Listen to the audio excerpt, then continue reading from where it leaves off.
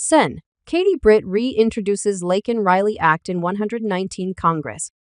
Britt reintroduced the Laken Riley Act to detain undocumented immigrants accused of theft amid increased bipartisan support. U.S. Senator Katie Britt, RLA, has announced that the Laken Riley Act will be reintroduced as her first piece of legislation in the 119th Congress. Riley was killed in February 2024 by an undocumented immigrant who had previously been arrested for theft and subsequently released. The bill would require Immigration and Customs Enforcement to arrest and detain illegal immigrants who have been charged with or convicted of theft, burglary, or shoplifting until they are deported.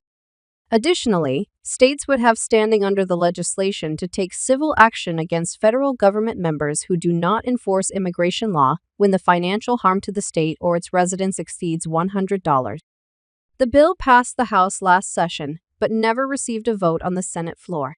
Britt widely attributed this to the Democratic Party's summer of scare tactics.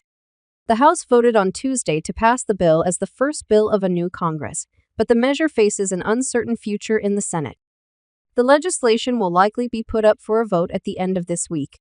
While the Laken Riley Act has received some bipartisan support in the House and in the Senate, it has attracted criticism from Democrats due to the possibility of increases in racial profiling as well as baseless accusations.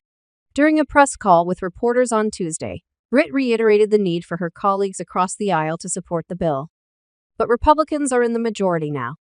Democrats aren't going to be able to hide on this issue anymore, and Joe Biden and Kamala Harris are on their way out. Democrats no longer have to pretend that their border policies weren't a complete disaster. So this is their opportunity to prove that they heard voters in November and that they're ready to support common sense, bipartisan solutions, said Britt. This year, the bill passed the House with 48 Democrats voting in support of the bill, compared to the 37 who voted in support last session. I also know that 2 of my Senate Democratic colleagues voted to support this legislation in the House last year. This bill shouldn't get just 60 votes. It's my belief that it should get over 90, said Britt.